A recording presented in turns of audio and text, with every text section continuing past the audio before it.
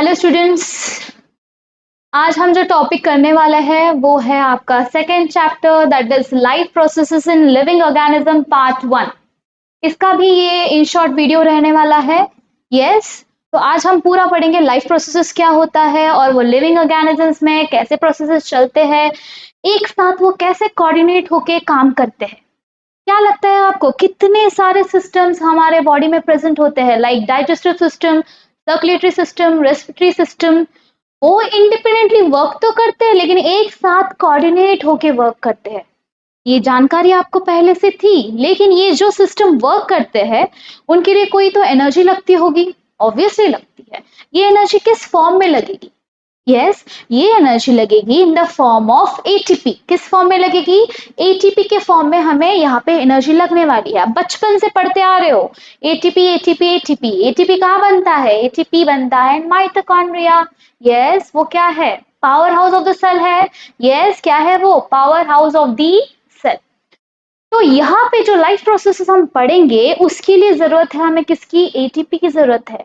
ये पूरा chapter first part इसका है। हमें देखना है कि एटीपी हम कैसे फॉर्म करते हैं। ठीक है? Yes, okay. तो पहले एटीपी को जानने के लिए या एटीपी को बनाने के लिए हमें आवश्यकता है ऑक्सीजन एंड ग्लूकोज की। किसकी? Oxygen and glucose. अगर बच्चों मैं आपको बोलूं ऑक्सीजन, ऑक्सीजन हमें कहाँ से मिलने वाला है? ऑक्सीजन हमें मिलेगा जब हम ब्रीद इन करेंगे। यस, हम ऑक्सीजन कहाँ से लेते हैं? बाहर से लेते हैं, पेड़ों से लेते हैं। एंड बाहर क्या छोड़ते हैं? यस, एक्सपीरेशन के दौरान क्या छोड़ते हैं? कार्बन डाइऑक्साइड छोड़ते हैं। यस, तो पहला तो फंडा हमें ऑक्सीजन चाहिए एटीपी प्रोडक्शन करवाना है। तो ऑक्सीजन कहाँ से आएगा? रेस्पिरेशन से आने वाला है। दूसरा क्या लगने वाला है? दूसरा हमें लगेगा ग्लूकोज। क्या लगने वाला है?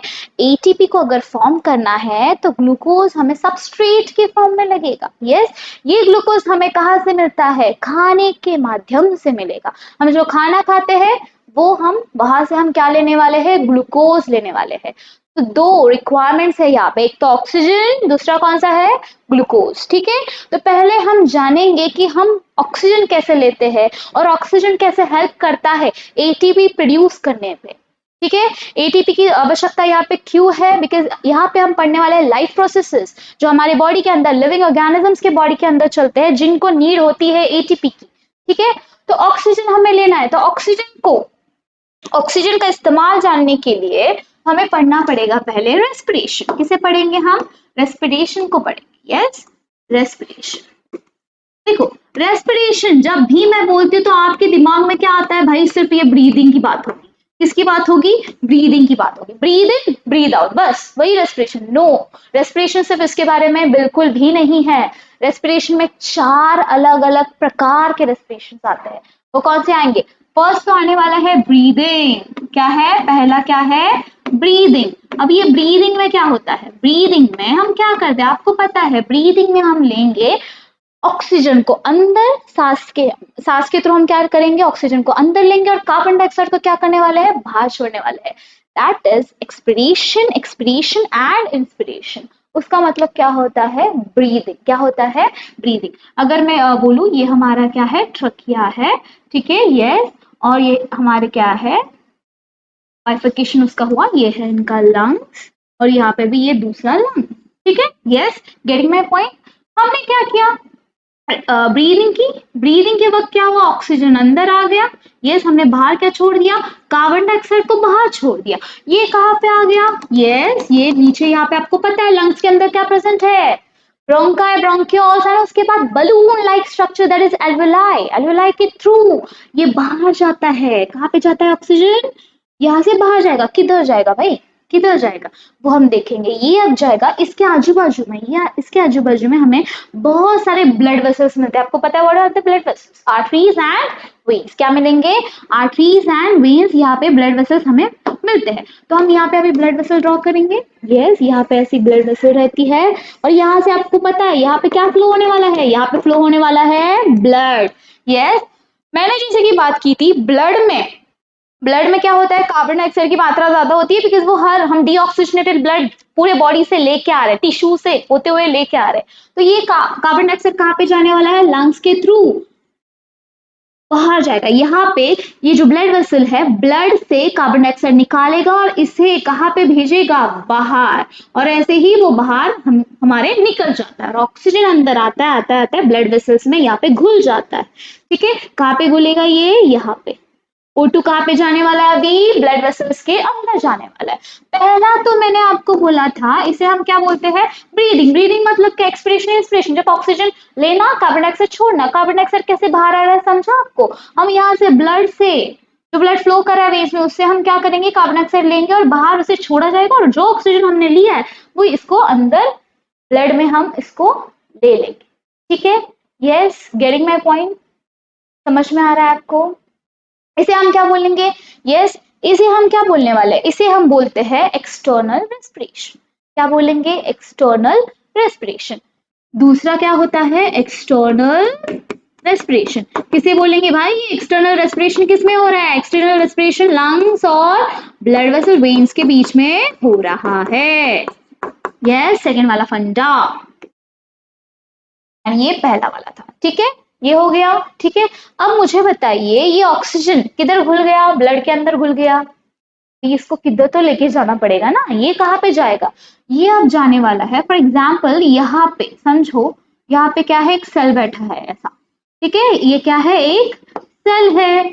ठीक है, ये ऑक्सीजन अब दिया जाएगा किसे, सेल को दिया जाएगा। क्यों ऑक्सीजन की नीड है सेल को, क्योंकि सेल के अंदर एटीपी बनने वाली है, आपको पता है क्या बनने वाला है, सेल के अंदर ही एटीपी बनने वाला है। ठीक है, जब ये ऑक्सीजन सेल को दिया जाएगा, इसे हम क्या बोलेंगे, इंटरनल रेस्पिरेशन।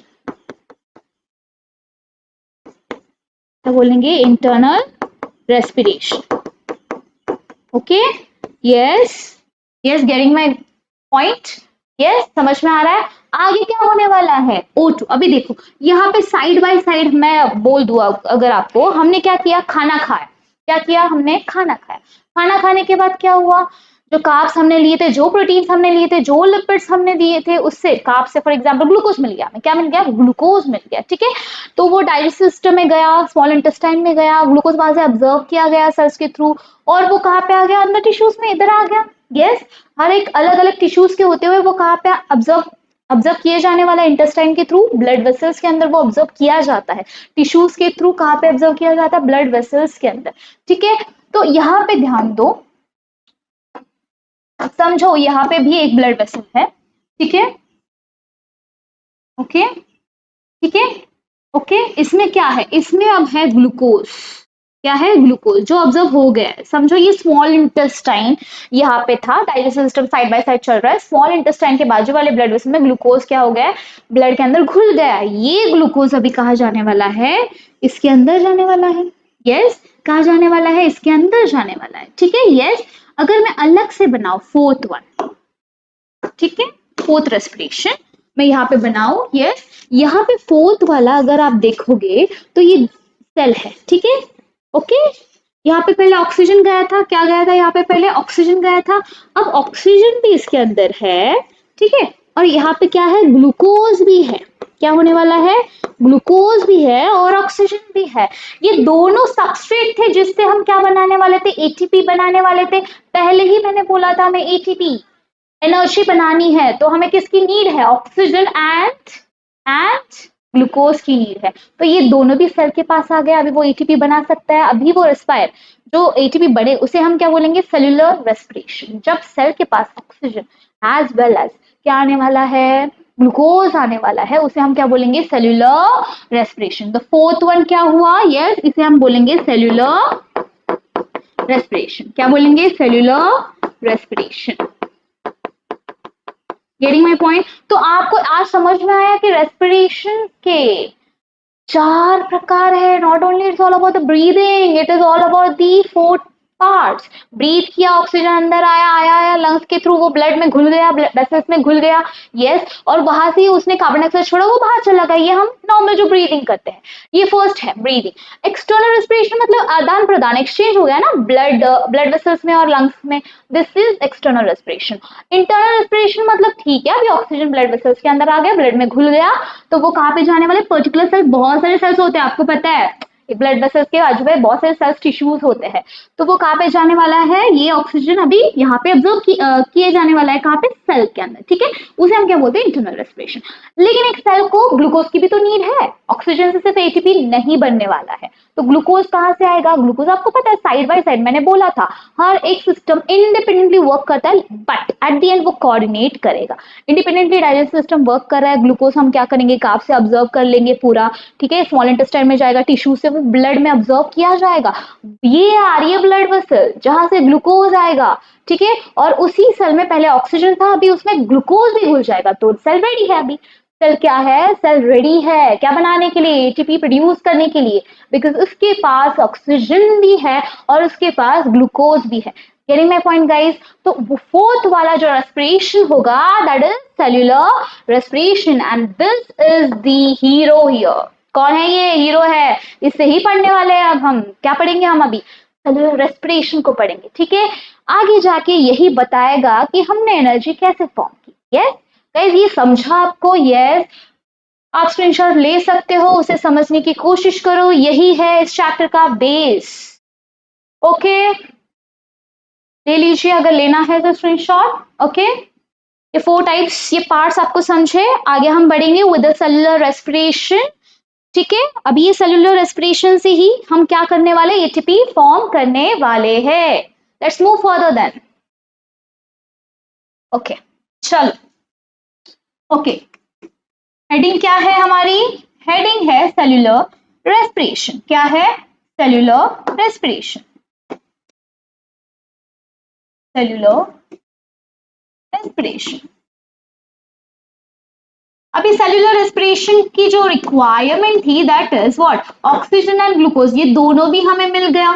तो अभी क्या होने वाला है, ठीक है, ऑक्सीजन के प्रेजेंस में ग्लूकोज का ऑक्सीडेशन होगा। क्या बोल रही हूँ मैं, सुनो, ऑक्सीजन के प्रेजेंस में ग्लूकोज का ऑक्सीडेशन होगा और उससे ही हम प्रोड्यूस करेंगे, क्या प्रोड्यूस करने वाले हैं, ग्लूकोज। तो हम प्रोड्यूस करने वाले हैं एटीपी, ठीक है, यस। तो फंडा देखो क्या करने वाले हैं, ऑक्सीडेशन, क्या हम क्या करेंगे, ऑक्सीडेशन ऑफ ग्लूकोज, क्या करेंगे, ऑक्सीडेशन ऑफ ग्लूकोज करेंगे, जिससे हमें क्या मिलने वाली है, एटीपी। क्या मिलेगी, एटीपी मिलेगी, ठीक है। एटीपी का फुल फॉर्म क्या है guys, adenosine triphosphate. Getting my point? ये बहुत ही इंपॉर्टेंट पार्ट है, फुल फॉर्म आपको याद रखना है। अभी इंपॉर्टेंट पार्ट यहाँ पे आता है, इंपॉर्टेंट पार्ट क्या आएगा गाइस, कि आपको याद रखना है कि सेल्यूलर रेस्पिरेशन, ठीक है, अब एटीपी हम बनाएंगे, ठीक है, लेकिन प्रकार है इसके, कितने प्रकार है, एक तो चलता है एरोबिक, एरोबिक रेस्पिरेशन, जो कि इन द प्रेजेंस ऑफ क्या होने वाला है, in the presence of oxygen काम करेगा, ऑक्सीजन यहाँ पे पार्टिसिपेट करेगा, जिसे हम नॉर्मली यहाँ पे कर रहे हैं, ग्लूकोज का ऑक्सीडेशन कर रहे हैं, मतलब क्या, in the presence of oxygen, ठीक है, ग्लूकोज को तोड़ा जाएगा, ठीक है, यस, उससे एटीपी बनाई जाएगी, that is oxidation of glucose. Okay, तो इसे हम क्या बोलते हैं, एरोबिक रेस्पिरेशन, ठीक है। अगर हम क्या बोलेंगे, एन एरोबिक रेस्पिरेशन करेंगे, ये दूसरा वाला फंडा है, ठीक है, ओके, जिसमें क्या नहीं होने वाला है, ऑक्सीजन बिल्कुल भी प्रेजेंट नहीं होगा, यस, वो है एनारोबिक रेस्पिरेशन। अंतर क्या है, अंतर समझने की कोशिश करो, दोनों में एटीपी फॉर्म होती है, लेकिन अंतर एक ही है कि एरोबिक रेस्पिरेशन में एटीपी ज्यादा बनती है, लेकिन एटीपी कितनी, 38, लिख लो अभी, 38 एटीपी बनती है, याद रखो, ठीक है। एंड एनारोबिक में सिर्फ 2, समझ में आ रहा है आपको, सिर्फ 2, ये कितनी कम है। अगर मैं एग्जाम्पल के तौर पे बोलूं तो ये एनारोबिक रेस्पिरेशन ज्यादा हमारे मसल्स में होता है, क्या, कहाँ पे होगा, मसल, ठीक है, मसल में होगा, जिसलिए हम ज्यादा एक्सरसाइज करते हैं तो मसल पेन स्टार्ट हो जाता है, क्या होता है, मसल पेन, बिकॉज एटीपी ही नहीं बन पा रही है, एनर्जी ही नहीं बन पा रही है, तो पेन तो होना ही है, यस। और नॉर्मल सेलुलर रेस्पिरेशन की बात करें तो वहां पे एरोबिक रेस्पिरेशन होगा, 38 एटीपीज बनेंगे। ये फंडा आपको समझ में आया, ये बहुत ही इंपॉर्टेंट है समझना, ये सेलुलर रेस्पिरेशन के बारे में हम अब फोकस करेंगे अबाउट द एरोबिक रेस्पिरेशन। 2 प्रकार के हैं, लेकिन हम फोकस कहाँ पे करने वाले हैं, एरोबिक रेस्पिरेशन में करने वाले हैं, यस गाइस। ओके, समझ में आया ये आपको? चलो मूव फॉरदर, ठीक है, अब हम देखेंगे एरोबिक रेस्पिरेशन। यही तो मेन खेल है इसका, यही हमें याद रखना है। एरोबिक रेस्पिरेशन, देखो एरोबिक रेस्पिरेशन मतलब यहाँ पे प्रेजेंस ऑफ ऑक्सीजन बिल्कुल होगा। क्या होगा? बिल्कुल होगा। Yes, presence of oxygen. In the presence of oxygen पूरा काम चलने वाला है, पूरा एटीपी हम बनाने वाले हैं। गेटिंग? Yes, okay. तो इसका देखो कितने चेंज चलते हैं, क्या क्या चलता है सेल के। अभी सेल्यूलर है मतलब सेल के अंदर ही हो रहा है, वो आपको अच्छे से पता है, ठीक है। एक तो चलेगा फर्स्ट ए ग्लाइकोलाइसिस। क्या बोल रही हूं मैं? ग्लाइकोलाइसिस। क्या होगा? एक चलेगा ग्लाइकोलाइसिस, दूसरा एक होगा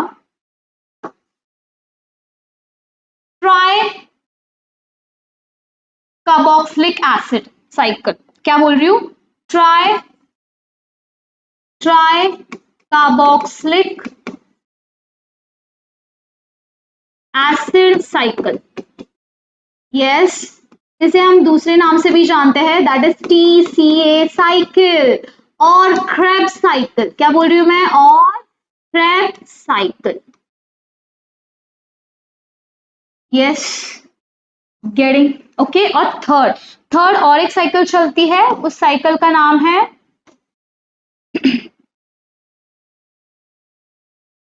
ETS साइकिल। क्या है? ETS cycle. समझ में आ रहा है आपको? ETS cycle, okay. इसे हम ETCR भी बोलेंगे। क्या बोलेंगे? ETCR। क्या बोलेंगे? ETCR। ETCR। नाउ इसका फुल फॉर्म हम जानेंगे आगे जब एक एक को पढ़ेंगे। Now what is glycolysis? Okay, एक एक साइकिल को पढ़ेंगे। ये क्या हो रहा है? प्रेजेंस ऑफ ऑक्सीजन के अंदर ही चल रहा है। हमारा मेन मोटिव है, क्या मोटिव है? एटीपी का प्रोडक्शन कराना। क्या मोटिव है? एटीपी का हमें क्या करना है? प्रोडक्शन करना है। लेट्स सी कैसे फॉर्म होता है, ठीक है। पहला तो है ग्लाइकोलाइसिस। कोई भी टर्म, बायोलॉजिकल टर्म को समझना है तो उसे तोड़ो और फिर समझो। क्या बोल रही हूँ? उसे तोड़ो और फिर समझना है, ठीक है। यस, ग्लाइकोलाइसिस बोला गया है। क्या बोला गया है? ग्लाइकोलाइसिस। ग्लाइकोलाइसिस का मतलब क्या है? Glyco is a word for glucose and lysis is nothing but a break down. क्या बोलते हैं? Break down of glucose. जैसे सेल के पास आपको पता है क्या है? ग्लूकोज है, ऑक्सीजन भी है, ये सब कुछ प्रेजेंस में ही चल रहा है। तो हम क्या करेंगे? ग्लूकोज को भी तोड़ेंगे। क्या करेंगे? ग्लूकोज को हम तोड़ेंगे। केमिस्ट्री आपने अच्छे से पढ़ा है, एकदम फेवरेट वाला फॉर्मूला आपका ग्लूकोज का यहाँ पे आना चाहिए, that is C6H12O6। This is hexose. कल हमने एवोल्यूशन में पढ़ा तो हमारे डीएनए में जो शुगर था वो राइबोस पेंटोज शुगर था, लेकिन ग्लूकोज क्या होता है? हेक्सोस होता है, ठीक है। C6H12O6 को क्या किया जाएगा? तोड़ा जाएगा, ठीक है। क्या किया जाएगा? इसे तोड़ा जाएगा। ये तोड़ने के बाद जो बनेगा, हम क्या करेंगे? ग्लाइकोलाइसिस मतलब ग्लूकोज को तोड़ेंगे और हम बनाएंगे 2 मॉलिक्यूल्स ऑफ पाइरुवेट। ये बहुत ही इंपॉर्टेंट है। क्या बनेगा? अभी ग्लूकोज को जब हमने तोड़ा, 1 मॉलिक्यूल ऑफ ग्लूकोज को जब हमने तोड़ा तो कितने मॉलिक्यूल्स ऑफ पाइरुवेट बने? 2 मॉलिक्यूल्स ऑफ पाइरुवेट यहाँ पे बनने वाले हैं। देखो यहाँ पे बहुत सारे स्टेप्स इंक्लूड है, 10 स्टेप्स इंक्लूडेड है, लेकिन ये आपको नहीं है। हायर स्टडीज में आप देखोगे ग्लाइकोलाइसिस के 10 स्टेप्स कितने वास्ट है और 2 मॉलिक्यूल्स ऑफ पाइरुवेट कैसे बनता है। फिलहाल के लिए आपको इतना ही याद रखना है, ग्लाइकोलाइसिस में ब्रेक डाउन ऑफ ग्लूकोज होगा in a presence of oxygen and it will give rise to 2 molecules of pyruvate. Yes, okay. इस दौरान कितने एटीपीज बनेंगे? कितने NADPH2 बनेंगे? ठीक है, यस। इस दौरान बनेंगे 2 ATP, ठीक है। ये इंपॉर्टेंट पॉइंट है, याद रखना है। 2 NADPH2 एक मिनट, 2 NADP, ठीक है। और दूसरा क्या है? 2 molecule of water. Getting my point? ये समझ में आ रहा है आपको? Yes, any doubt? ओके, तो एक तो ग्लाइकोलाइसिस हो गया। अभी सेकंड साइकिल जो चलती है, जो सेल के अंदर ही चलने वाली, सब सेल के अंदर चल रहा है, और कहाँ कहाँ स्पेसिफिकली चल रहा है वो आपको याद रखना जरूरी है। अभी ग्लाइकोलाइसिस हमने फर्स्ट साइकिल की, ये कहाँ पे चल रही है? ये चल रही है सेल के साइटोप्लाज्म के अंदर। कहाँ पे चल रही है? ये सेल के साइटोप्लाज्म के अंदर चल रही है। ओके, कहाँ पे चल रही है? ये इनका, ये कहाँ पे है? साइटोप्लाज्म में ये चलेगी, ठीक है। Okay fine, let's move further. अगर मैं बात करूं इसकी क्रेब्स साइकिल की, अब ये क्रेब्स साइकिल कहाँ पे चलती है? माइटोकॉन्ड्रिया के अंदर। कहाँ पे? सेल से सेल के अंदर साइटोप्लाज्म, फिर साइटोप्लाज्म के अंदर सेल ऑर्गेनल्स बहुत पड़े रहते हैं, उसमें से एक सेल ऑर्गेनल है माइटोकॉन्ड्रिया। ठीक है, अब क्या होने वाला है? जो पाइरुवेट यहां बना, क्या बोल रही हूं मैं, जो पाइरुवेट यहां बना अब वो ही जाने वाला है माइटोकॉन्ड्रिया के अंदर, लेकिन प्रॉब्लम ये है कि वो पाइरुवेट को अंदर आने नहीं देता। तो वो क्या किया जाएगा? पाइरुवेट को हम दूसरे रूप में भेजेंगे। दूसरे रूप में भेजना इन द सेंस क्या होता है? दूसरे रूप में भेजना इन द सेंस क्या होगा? हम पाइरुवेट को कन्वर्ट करेंगे किसी और स्ट्रक्चर में और भेजेंगे किसी और केमिकल में। ठीक है, तो इसे ही हम बोलते हैं कनेक्टिंग लिंक। जब हम पाइरुवेट को, क्या बोल रही हूं मैं, जब हम पाइरुवेट को एसिटाइल एसिटाइल कोएंजाइम ए में कन्वर्ट करते हैं, इसे हम क्या बोलते हैं? इसे हम बोलेंगे कनेक्टिंग लिंक। कनेक्टिंग लिंक किसे? कनेक्टिंग लिंक किसकी है ये? Connecting link, connecting link between, connecting link between what? Glycolysis, glycolysis and दिख रहा है टीसीए साइकिल। क्या है ये? TCA cycle. ओके, क्वेश्चन आ सकता है। कनेक्टिंग लिंक बोल सकते हो या रिएक्शन बोल दो। क्या बोल दो? रिएक्शन। यस, क्या बोलेंगे? Connecting reaction between glycolysis and TCA cycle. अगर उसे जाना है पाइरुवेट को माइटोकॉन्ड्रिया के अंदर, तो वो ऐसे नहीं जा सकता, उसके लिए दरवाजे बंद है। हम उसे रूप, उसका रूप चेंज करके भेजेंगे। ठीक है, यस, बहरूपिया है वो। कौन सा? Acetyl coenzyme A. अब जाएगा वो किधर? जाएगा इधर। Okay, getting my point? इतना समझा? ओके, तो हम टीसीए साइकिल करेंगे। अभी वो कहाँ बन रहा है? हो रहा है माइटोकॉन्ड्रिया के अंदर। अब यहाँ पे एसिटाइल कोएंजाइम ए चला गया, अब यहाँ पे क्या क्या बनता है वो हम देखेंगे। ठीक है, yes, okay, acetyl coenzyme A यहाँ पे आ गया। आ गया भाई, एक बार घुस गया, एक बार वो अंदर घुस गया। ठीक है, यस, एसिटाइल कोएंजाइम ए अब क्या करने वाला है? वो अब जैसे यहाँ पे एटीपी एनएडीपी वाटर बना, वहां पे भी तो अभी क्यों बना रहे हैं भाई? एटीपी तो बनाना है, तो वो बन रहा है यहाँ पे, आपको दिख रहा है क्या? ग्लाइकोलाइसिस में दो बना, इधर ये बना। अब बोलेगा मैं फिर एनएडीपी का क्या काम है? क्यों बना रहा है? एनएडीपी तो हमें नहीं बनाना था, तो क्या क्यों आ रहा है पिक्चर में? वो आगे समझोगे वो क्यों आ रहा है, और इनडायरेक्टली एटीपी वो भी बनाता है, वो हम बाद में देखेंगे। ठीक है, यस, एसिटाइल कोएंजाइम में अगर आप देखोगे तो यहाँ पे भी 6 एनएडीपी बनेंगे, 2 एफएडीपी बनेगा, दो मॉलिक्यूल ऑफ एटीपीज बनेंगे, 2 मॉलिक्यूल्स ऑफ H2O बनेगा। Getting my point? Yes, and even 2 molecules of CO2 release होगा। यहाँ पे एक पॉइंट आप फिर से नोटिस करिए, जो हमने कनेक्टिंग लिंक बनाई है। यस, कनेक्टिंग लिंक किसके बनाई? एसिटाइल कोएंजाइम में ए में हमने इसको कन्वर्ट किया, तो यहाँ पे भी क्या होते हैं? 2 मॉलिक्यूल्स। यहाँ पे मैं लिख रही हूँ, कॉर्नर में लिख रही हूँ, अगर आपको दिख रहा है यहाँ पे भी, एक minute guys,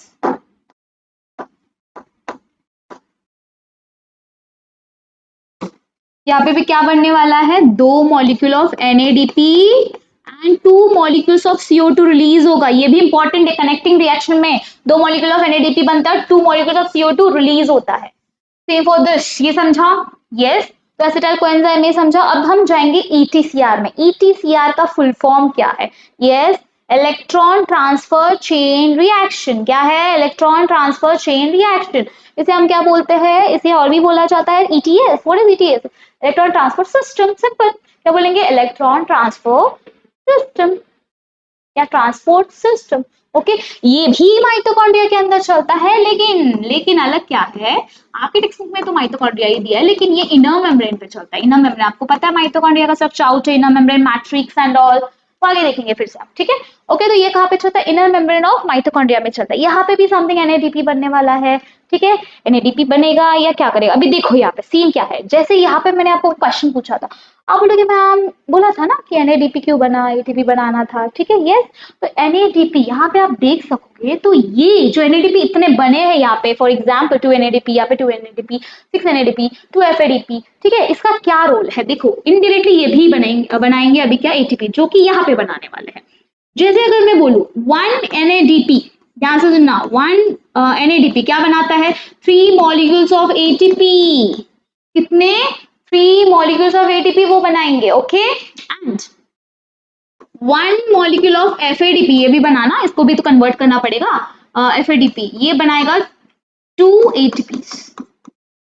okay, getting my point? Yes, समझ में आया। 1 मॉलिक्यूल ऑफ NADP बनाएगा 3 ATP, 1 FADP बनाएगा 2 ATP। आप बोलोगे देखो यहाँ पे 6 NADP ये जाएंगे कहाँ पे, माइटोकॉन्ड्रिया के इनर मेम्ब्रेन में, ETS साइकिल चलेगा और वो डायरेक्टली नहीं इनडायरेक्टली उसे कन्वर्ट करेंगे 3 ATP में NADPH, और FADP किस में करेंगे, 2 मॉलिक्यूल्स ऑफ ATP के अंदर। Okay, any doubt? ऐसे गुल मिला के अगर हम देखेंगे, ऐसे गुल मिला के अगर हम देखेंगे तो हमें 38 ATPs मिलते हैं। कितने टोटल एनर्जी, कितने टोटल ATPs मिलेंगे, 38। ये पूरा ओवरव्यू मैंने यहाँ पे दे दिया है सेलुलर रेस्पिरेशन का, जो कि प्रेजेंस ऑफ ऑक्सीजन में चलने वाला है। 3 साइकिल जो आपके बुक में बहुत ही इंपॉर्टेंट नोट पे दिए हैं। यस,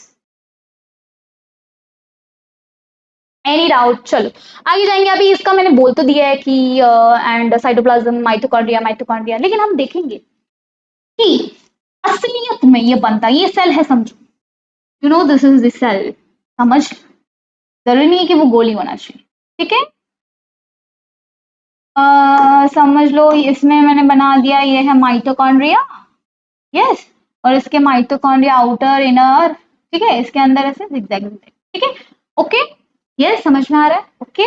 तो मैंने क्या बोला, ग्लाइकोलाइसिस कहाँ पे होता है गाइस, अभी ध्यान से सुनना, ग्लाइकोलाइसिस कहाँ पे, ग्लाइकोलाइसिस हो रहा था, ग्लाइकोलाइसिस हो रहा था, ये है साइटोप्लाज्म, दिख रहा है, ग्लाइकोलाइसिस के थ्रू पाइरुवेट बना, क्या बना, पाइरुवेट। अब ये पाइरुवेट ऐसे तो नहीं जा सकता, नाटक करते हैं अंदर जाने के लिए माइटोकॉन्ड्रिया के अंदर, तो वो क्या बनाते हुए जाता है, एसिटाइल कोएंजाइम में, क्या बनाएगा वो, एसिटाइल कोएंजाइम में, और वो घुसेगा इधर माइटोकॉन्ड्रिया के अंदर।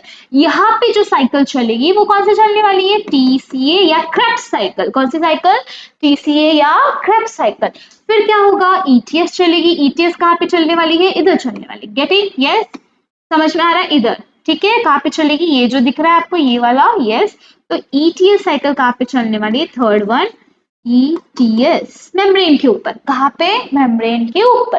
तो आपके टेक्स्ट बुक में तो दिया है कि माइटोकॉन्ड्रिया, ठीक है, लिख के आना आपको, TCA एंड ETS कहाँ पे चलता है, माइटोकॉन्ड्रिया के, सिंपल। तो ग्लाइकोलाइसिस कहाँ पे होता है, cytoplasm, then they will move to mitochondria, simple, yes, समझ में आ रहा है, एनी डाउट?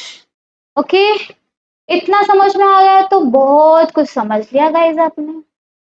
तो हमने ये जो एरोबिक रेस्पिरेशन के बारे में पढ़ लिया था। अभी एटीपी कर रहे हैं, ठीक है, एटीपी का स्ट्रक्चर भी पढ़ना यहाँ पे बहुत ही इंपॉर्टेंट है। लेकिन एटीपी का स्ट्रक्चर पढ़ने से पहले मैं थोड़ा एनारोबिक रेस्पिरेशन की बात करना चाहूंगी आपको, बिकॉज मैंने अभी एरोबिक रेस्पिरेशन के बारे में बात किया, तो दूसरा एक रेस्पिरेशन और एक आता है, that is anaerobic, anaerobic respiration. किसकी बात कर रही हूं मैं, anaerobic respiration. Now guys listen carefully, ये तो इसमें ऑक्सीजन है क्या गाइस, नो, ऑक्सीजन यहाँ पे बिल्कुल भी प्रेजेंट नहीं है। तो इसमें 2 प्रकार है, ध्यान से सुनो, lactic acid, lactic acid fermentation, क्या बोलेंगे इसे हम, लैक्टिक एसिड फर्मेंटेशन, और दूसरा है alcoholic, alcoholic fermentation, alcoholic fermentation. क्या है भाई, देखो हमने एरोबिक रेस्पिरेशन में 3 प्रकार देखे, एक तो ग्लाइकोलाइसिस, दूसरा क्या है, TCA क्रेब्स साइकिल भी बोलते हैं उसे, and last that is ETS या ETCR साइकिल, ठीक है, जिसे एट लास्ट 38 ATPs बनते हैं। जैसे वहां पे 3 स्टेप्स है, यहाँ पे 3 नहीं रहते, यहाँ पे सिर्फ 2 है, जिसमें कॉमन एक है, जो कि कॉमन है ग्लाइकोलाइसिस, एक मिनट, ओके, कॉमन क्या है, इनके जो स्टेप्स है, 2 स्टेप्स है यहाँ पे ओनली, एनारोबिक में 2 ही स्टेप चलते हैं, एक तो ग्लाइकोलाइसिस, ग्लाइकोलाइसिस, ठीक है, और दूसरा क्या है, फर्मेंटेशन, क्या है दूसरा, फर्मेंटेशन, ओके। तो इसका चलता कैसे आप बोलेगा, ग्लाइकोलाइसिस तो कॉमन है मैंने जैसे बोला, ठीक है, ग्लाइकोलाइसिस कॉमन, यहाँ पे देखिए लैक्टिक एसिड फर्मेंटेशन, अगर मैं फर्स्ट बनाऊं, ठीक है, सेल के अंदर ग्लूकोज है, ठीक है, सेल के अंदर क्या है, ग्लूकोज है, लेकिन अब हम ऑक्सीजन की हेल्प नहीं लेने वाले हैं, बिकॉज ये तो in the absence of oxygen चल रहा है। जब ऑक्सीजन की कमी हो जाती है तो ये चलना स्टार्ट कर देता है, ठीक है। यस, ग्लूकोज, ग्लूकोज को हमें तोड़ना है, जैसे कि मैंने बोला था ग्लाइकोलिसिस होने वाला है। यस, तो मैं पहले ग्लाइकोलिसिस लिख लूं तो आपको कंफ्यूजन नहीं होगा।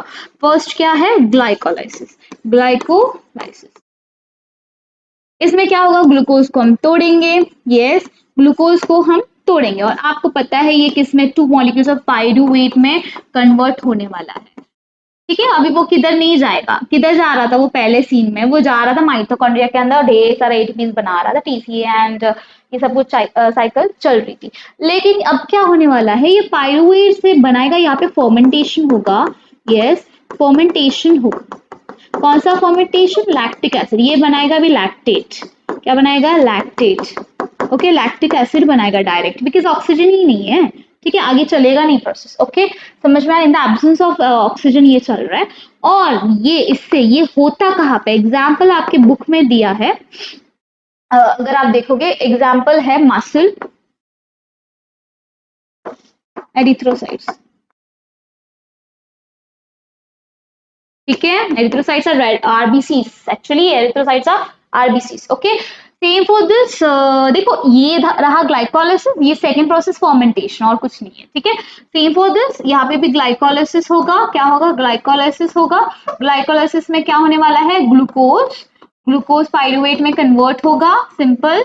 यस, ओके, पाइरूवेट में कन्वर्ट होने के बाद क्या होगा, ऑब्वियसली अभी सेकेंड प्रोसेस चलेगा, फर्मेंटेशन। यहाँ पे फर्मेंटेशन होगा, लेकिन यहाँ पे कौन सा फर्मेंटेशन होगा, अल्कोहलिक। अल्कोहलिक मतलब अल्कोहल बनना चाहिए, तो कौन सा अल्कोहल बनेगा, इथेनॉल। कौन सा बनेगा, इथेनॉल। तो that's why it is also known as alcoholic fermentation. अभी ये अल्कोहलिक फर्मेंटेशन अल्कोहल बनाने के लिए भी हेल्प करते हैं, मतलब बाहर भी। इवन ये लैक्टिक एसिड फर्मेंटेशन आपने देखा भी होगा, तो दही योगर्ट भी बनाते हैं, वो भी एक अलग से एग्जांपल है, out of your body. Getting my point, out of your body वाला एग्जांपल मैं बता रही हूँ। योगर्ट बनाने वाला ये लैक्टिक एसिड फर्मेंटेशन है, अल्कोहलिक फर्मेंट अल्कोहल बनाते हैं, सिंपल, समझ में आया। यस, लेकिन यहाँ पे प्रॉब्लम है, इसमें सिर्फ 2 एटीपीज बनते हैं। कितने बनते हैं, दोनों में 2 एटीपीज ही बनते हैं। इसीलिए ज्यादा भी, मैंने पहले ही बोला था, एक्सरसाइज करेंगे या कुछ भी करेंगे तो पेन होना स्टार्ट हो जाता है, बिकॉज इतनी करेंसी ही नहीं है, currency in form of energy, वो वाली करेंसी नहीं जो हम यूज करते हैं हमारी बॉडी के लिए। करेंसी किस फॉर्म में लगती है, एटीपी, वो सिर्फ एक ही भाषा समझता है करेंसी का, that is ATP.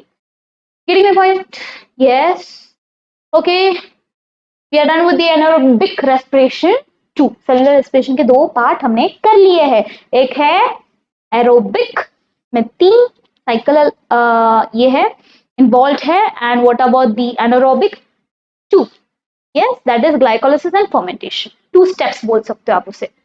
Any doubt, चलो मेरे को बार बार बोलने मत बोलो, स्क्रीनशॉट ले सकते हो, ठीक है।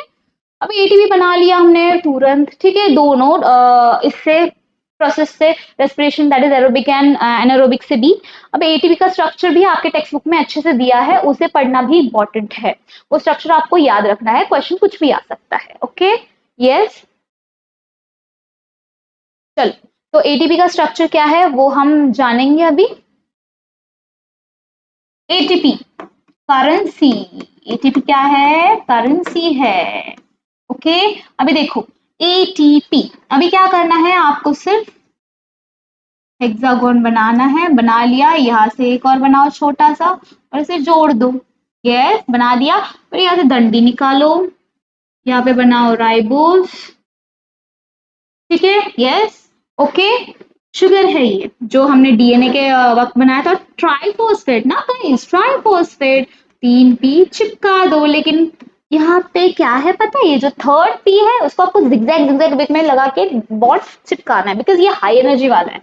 ये क्या है, हाई एनर्जी वाला एटीपी है। क्यों हाई एनर्जी वाला, बिकॉज ये तोड़ने पे एनर्जी क्रिएट होती है, ठीक है। यस, समझ में आ रहा है, तो ये पूरा स्ट्रक्चर किसका है, एटीपी का, ये है शुगर, एटीपी का शुगर, ठीक है। और ये है एडेनाइन, क्या है ये, एडेनाइन, याद है क्या है, कल ही हमने पढ़ा था। यस, एडेनाइन एवोल्यूशन में ही पढ़ा था हमने। यस, वो प्यूरिन है, डीएनए में प्रेजेंट रहता है, प्यूरिन है वो, एडेनाइन गुआनाइन, ठीक है। यस, पिडमिनीन क्या होते हैं, साइटोसाइन, यस, थाइमिन, अगर वो आरएनए है तो यूरैसिल, सिंपल। ओके, समझ में आ रहा है? अगर इसको हम तोड़ेंगे, एक पी चला जाएगा। मुझे बताइए, ये एटीपी था, अगर इसको एक पी हम गवा देंगे तो वो किस में कन्वर्ट होगा? एडीपी, दैट इज ट्राई का डाई कर दो और एक inorganic phosphate, I is inorganic phosphate निकल जाएगा, इससे एनर्जी बनती है। ओके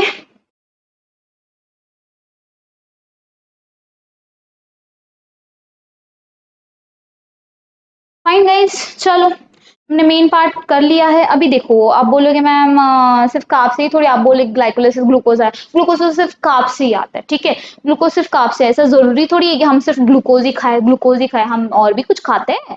आजकल बहुत डाइट अच्छे से प्लान हम करते हैं, दैट इज डाइट फॉलो करना है, अच्छे से रहना है तो प्रोटीन खाना है, फैट वेट नहीं हो रहा है तो प्रोटीन खाना है, तंदुरुस्त रहना तो ज्यादा प्रोटीन खाना है, तो प्रोटीन भी तो लेते हैं हम दाल से, ठीक है, सिर्फ चावल चपाती तो नहीं खाते हैं, सिर्फ कार्ब्स कार्ब्स कार्ब्स, तो कल कार्ब्स ही सिर्फ नहीं लेते, हम क्या लेते हैं?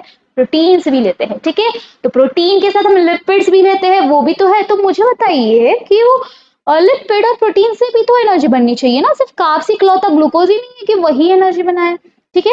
यस गाइस, उससे भी एनर्जी बनती है, उसका क्या है, उसका थोड़ा सा पाथवे ऊपर अलग है, लेकिन सब एक साथ आके नीचे मिल ही जाते हैं एटीपी फॉर्म करने के लिए, एक साथ काम करते हैं वो अब हम देखेंगे नेक्स्ट स्लाइड पे, ठीक है, कि आगे वो तीनों लाइक प्रोटीन ग्लूकोज, कार्ब्स का तो हमने पढ़ लिया कि वो ग्लूकोज कैसे टूटता है, एटीपी कैसे बनता है 3 स्टेप में, द प्रेजेंस ऑफ ऑक्सीजन, ठीक है, यस, लेकिन प्रोटीन और लिपिड्स कैसे करते हैं वो भी हम देखेंगे।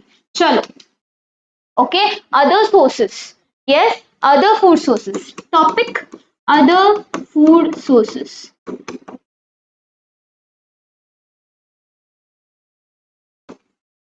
एक तो क्या है गाइस,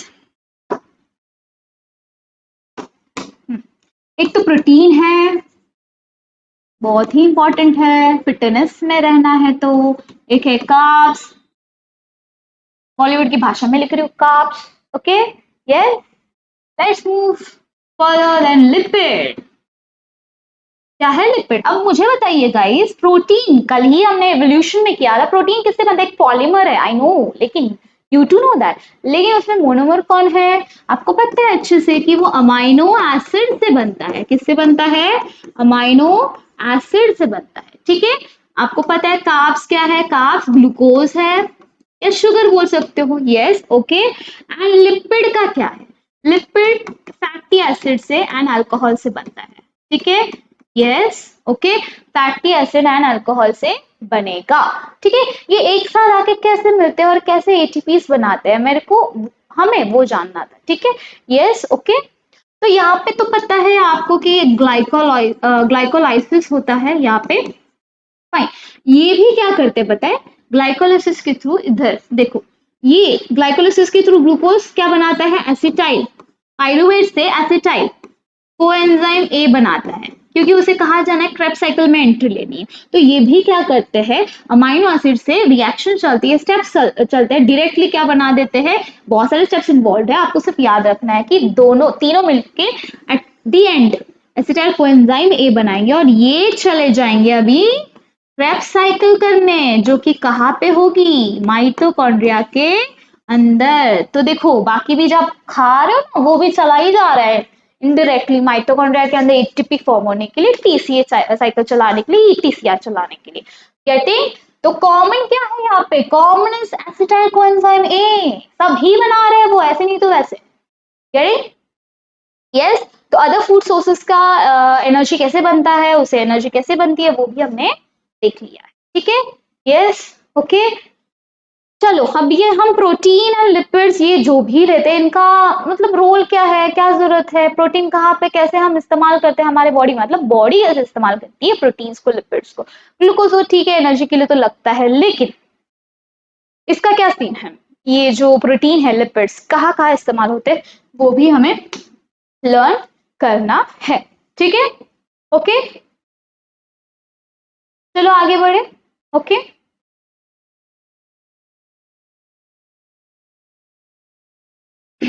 चलो, ओके, अभी लिपिड के यूजेस क्या है? लिपिड के यूजेस क्या है?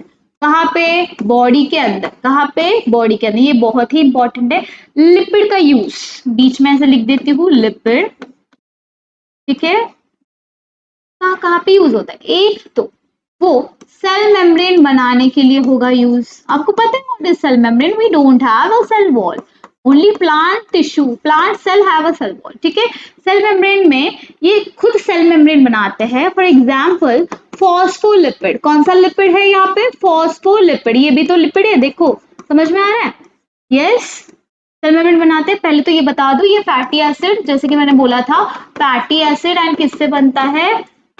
अल्कोहल से बनेगा, तो ये भी आपको याद रखना है। यस, इसके अलावा लिपिड कहाँ पे इस्तेमाल होते हैं? ये ढेर सारा हार्मोन भी बनाते हैं, लेकिन कौन सा हार्मोन? पूरे ही नहीं बनाते हैं। Example your sex hormones like oestrogen, yes, okay, testosterone, testosterone, okay, then comes what? Prostaglandin. ऐसे ही नहीं लिख रही हो गाइस, ये आपके टेक्स्ट बुक में पूरा दे दिया है, इंपॉर्टेंट है, ओके। यस, और कहाँ पे यूज होते हैं आपको पता है? नर्व्स, जिससे हमें सेंस होता है टच का या पेन का। यस, नर्व्स, नर्व्स में ये ऊपर एक माइलिन शीट करके होता है। फर्दर स्टडी में आप सीख जाओगे माइलिन शीट क्या है।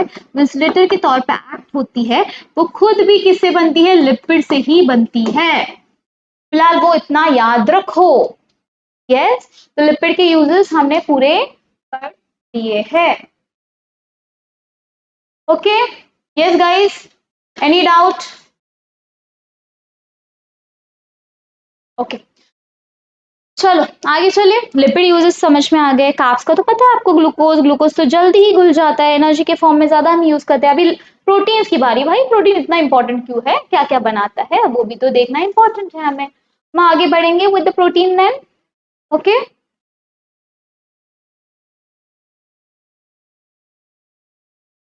चलो प्रोटीन क्या है? ये प्रोटीन, आपको पता है प्रोटीन क्या है? बड़ा सा पॉलीमर है, उसे हम मैक्रोमोलिक्यूल भी बोलते हैं। क्यों मैक्रोमोलिक्यूल बोलेंगे? बिकॉज ये पॉलीमर है, बड़ी चेन वाले पॉलीमर। छोटे होते तो हम उसे माइक्रोमोलिक्यूल्स बोलते हैं, और ये बनते हैं अमाइनो एसिड से। किससे बनेंगे? अमाइनो एसिड से। ओके, अभी ये बीच में मैं लिख रही हूँ अमाइनो एसिड, जिससे अलग अलग प्रकार के, अलग अलग अमीनो एसिड जुड़ेंगे तो अलग अलग प्रकार के प्रोटीन बनेंगे। गेटिंग? यस, तो कौन कौन से बनते हैं? एक तो प्रोटीन बनेगा, ठीक है, यस, मसल प्रोटीन। मसल के अंदर जो प्रोटीन्स रहते हैं वो इधर बनते हैं। एग्जाम्पल के तौर पे है एक्टिन एंड मायोसिन। क्या बोल रही हूँ? एक्टिन एंड मायोसिन, ओके, ये एक बना, ओके। देन एंटीबॉडीज, एंटीबॉडीज क्या है गाइस? ये हमारे बॉडी में होते हैं। आपने कोरोना पीरियड में कितने बार सुना होगा एंटीबॉडीज, एंटीबॉडीज ये वाला टर्म। ये हमारे बॉडी के सोल्जर्स है, वो खुद भी क्या है? प्रोटीन है। गेटिंग? इवन पैंक्रियाज में इनका इस्तेमाल होता है। कैसे पैंक्रियाज में होगा? ये तो ऑर्गन है। पैंक्रियाज में आपको पता है दो हार्मोन होते हैं, एक इंसुलिन, इंसुलिन एंड ग्लूकागॉन। क्या है? ग्लूकागॉन। ये दोनों भी क्या है guys? These two are proteins. Okay? Melanin skin pigment याद है? यस, मेलान इंडस्ट्रियल मेलानिज्म कल हमने पढ़ा था एवोल्यूशन में। इंडस्ट्रियल मेलानिज्म, ओके, क्या है वो? मेलानिन मतलब पिगमेंट है। क्या है ये? मेलानिन पिगमेंट है। कल हमने बोला था कि वो भी क्या है? प्रोटीन है। क्या है ये? प्रोटीन है, जो स्किन कलर के लिए रिस्पॉन्सिबल है। जितना ज्यादा मेलानिन उतना डार्क आपका कॉम्प्लेक्शन, ठीक है। और ऐसा नहीं, ये मेलानिन हमें स्किन कैंसर से बचाता है।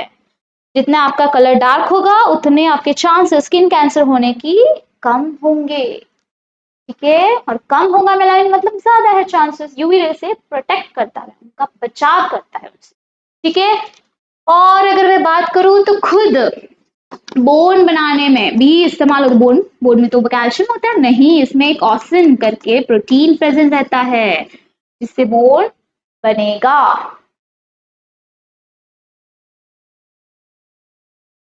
लिपिड में हमने सेल मेम्ब्रेन की थी, वो भी सेल मेम्ब्रेन में देयर आर सर्टेन प्रोटीन्स, हाँ, जो सेल मेम्ब्रेन में भी प्रेजेंट रहते हैं, तो उसे मत भूलिए, ठीक है।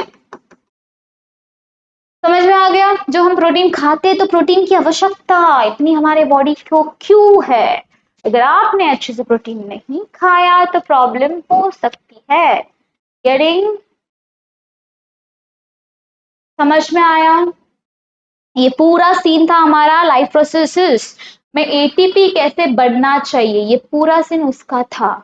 हमने पढ़ा कि there are two types of respiration. पहले तो हमने ये जाना कि रेस्पिरेशन मतलब ब्रीदिंग नहीं है, इंटरनल एक्सटर्नल सेलुलर रेस्पिरेशन भी होता है। तो सेलुलर रेस्पिरेशन में जाना कि एटीपी प्रोड्यूस करना है तो हमें जरूरत है oxygen as well as glucose की, जो side by side digestive system उसे दे देगा, मतलब घुल जाएगा ग्लूकोज, ऑक्सीजन भी यहाँ से आ जाएगा, दोनों एक साथ काम करेंगे, एटीपी फॉर्म करेंगे।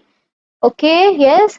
तो ग्लूकोज और ऑक्सीजन दोनों मिलके करते हैं। उसमें भी दो प्रकार के सेल्यूलर रेस्पिरेशन है, that is aerobic anaerobic. Aerobic का भी किया, एनारोबिक का भी किया। इवन हमने एटीपी का स्ट्रक्चर भी अच्छे से देख लिया है।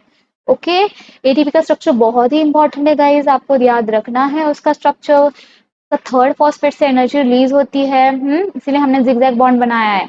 ओके समझ में आ रहा है? तो we are done with the this part that is cellular respiration. Yes, उसमें और एक पार्ट आता है आपका दैट इज सेल डिविजन। क्या बोल रही हूँ मैं? Cell division. ओके नेक्स्ट हम करने जाएंगे cell division. Guys cell division क्या होता है? यस सेल डिविजन क्या होता है? क्या आप पढ़ते आ रहे हो गाइस? ऐसा कुछ नहीं है कि ये अलग है। सेल डिविजन क्या होता है? मल्टी सेल्यूलर, क्या बोल रही हूँ मैं? मल्टी सेल्यूलर ऑर्गेनिज्म में सेल डिवीजन पाया जाता है। यस ओके ढेर सारे सेल्स उसमें पाए जाते हैं। यस सेल डिवीजन, जब सेल डिवाइड होता है तो ढेर सारे सेल्स पाए जाते हैं। यस डिवाइड होके ही ऑर्गेनिज्म बनता है। यस समझ में आ रहा है? यूनिसेल्यूलर से मल्टी सेल्यूलर, यूनिसेल्यूलर से अगर मल्टी सेल्यूलर को फॉर्म करना है तो किसकी जरूरत है गाइस? किसकी जरूरत है? यस किसकी डिवीजन की जरूरत है। किसकी जरूरत है? डिवीजन की जरूरत है। ओके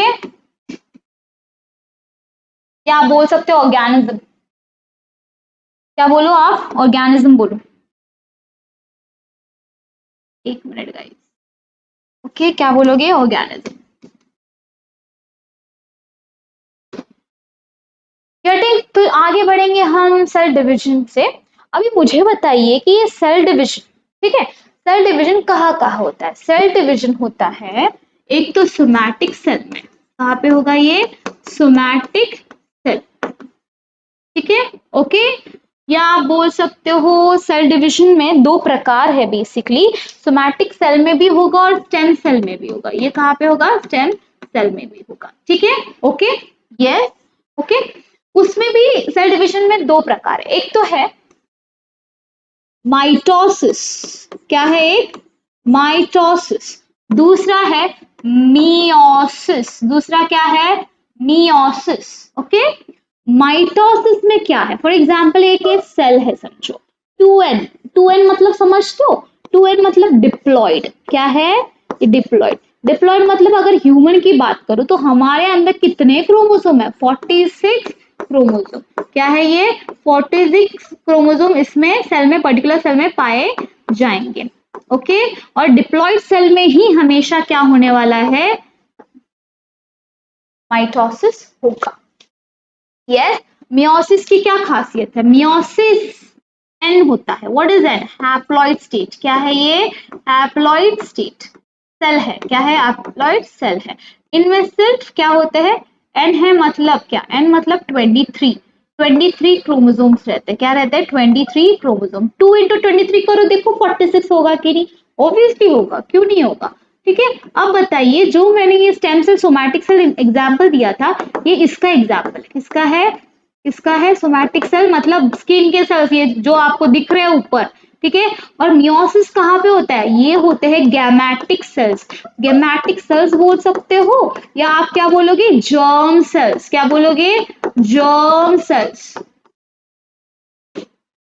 ओके तो आपकी बुक में एक माइटोसिस दिया है, एक क्या दिया है? मियोसिस दिया है। ठीक है सेल डिवीजन के तौर पे, जिससे हम यूनिसेलुलर ऑर्गेनिज्म से मल्टी सेलुलर ऑर्गेनिज्म पैदा करते हैं। आपने कभी सोचा आपको कुछ लग गया तो तुरंत वो हील हो जाता है? क्यों हील हो जाता है भाई? डिवीजन चल रहा है वहां पे इधर। हाथ को लग गया, पैर को लग गया, मुंह को लग गया, तो ये सब सोमैटिक सेल्स है जो खुद डिप्लॉयड है। 46 क्रोमोसोम्स है उसके अंदर, वो रीजनरेट होते हैं। ठीक है, हीलिंग प्रोसेस में भी माइटोसिस ही रोल प्ले करता है, बिकॉज सोमैटिक सेल में माइटोसिस होने वाला है, मियोसिस बिल्कुल भी नहीं होगा, वो सिर्फ हमारे जर्म सेल्स में होगा।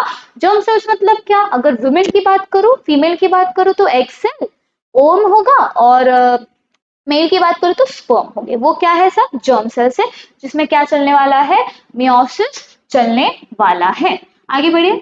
यस, हम पहले जानेंगे माइटोसिस के बारे में, then we will further move to meiosis in detail part. Okay,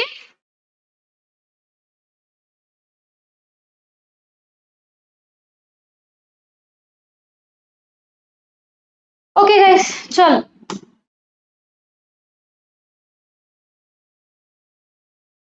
ये क्या है, माइटोसिस।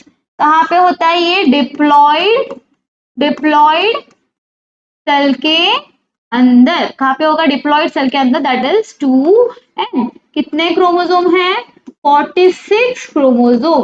कितने हैं, 46 क्रोमोसोम्स। ओके, कितने हैं, 46 क्रोमोसोम्स।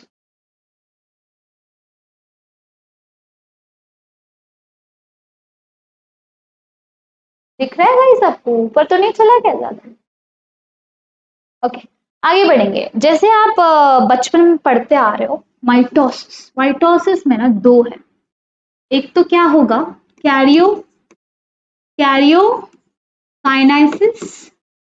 काइनेसिस, और दूसरा क्या होने वाला है, साइटो। ओके, कैरियोकाइनेसिस मतलब न्यूक्लियर डिवीजन। क्या है उसका मतलब, न्यूक्लियर डिवीजन। क्या है इसका मतलब, न्यूक्लियर डिवीजन। और इसका मतलब क्या है, ये साइटोप्लाज्म का डिवीजन।